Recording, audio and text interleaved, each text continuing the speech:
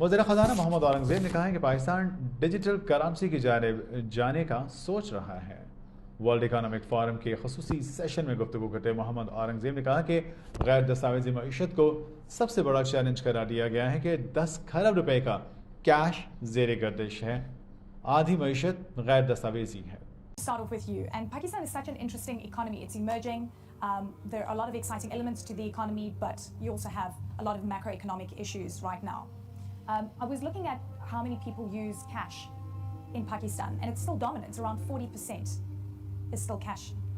What are you going to do to change that? And is it on your priority list? I know that you're new as finance minister, 6 weeks on the job. Is this something that's on your to-do list? Yeah, absolutely. Thank you. And it's a pleasure to be here.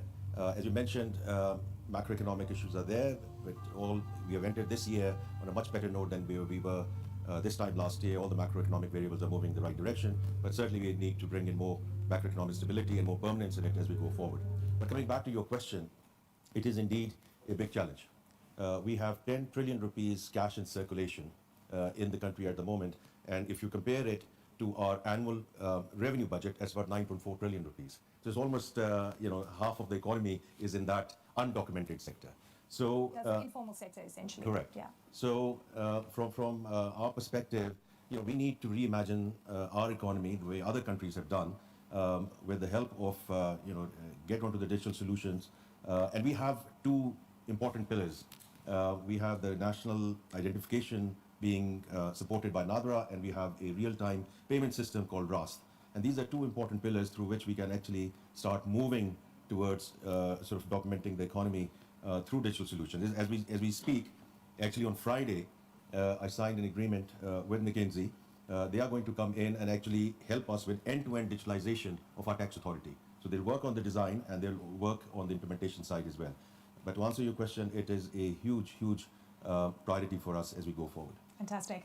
I would like to have is there are roughly 700,000 SMEs and about 6 million farmers who are being offered credit through digital solutions. But this absolutely needs to be scaled up as we go forward. With a population of 250 million people, and unfortunately still growing at the rate that we are growing, this is just the start. So Mayor is absolutely right. Yeah, exactly. And to be able to offer those farmers credit, you need to know who they are.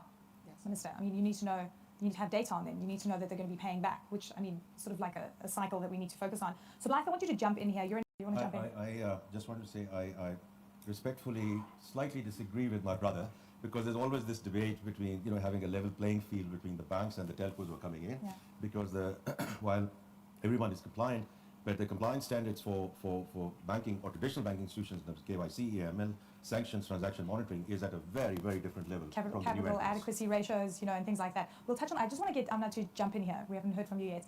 I want you to give me in here.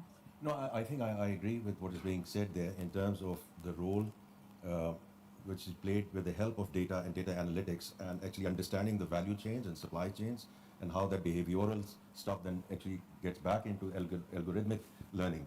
So I think the model that's being discussed here, although I do think the traditional banks are also moving in terms of financial inclusion, but wholesale lending into the fintechs, and then fintechs going in for certain segments which are underserved and unserved. I think that we think digital adoption is mobile first and all these fancy solutions, but one of the most vulnerable segments in Pakistan is where we make cash disbursements to women.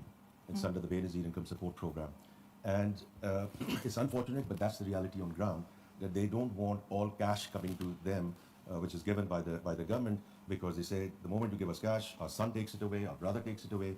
So part of this you give us in cash, and a lot of this you give it in the form of digital wallet. Just think about it, right? Digital wallet. So this is the reality on ground. These are feature phones. These are not your, Apples or whatever. So that digital adoption is going on in that direction in a big way because of the reality of it. The value of safety is significantly higher. I mean, it's really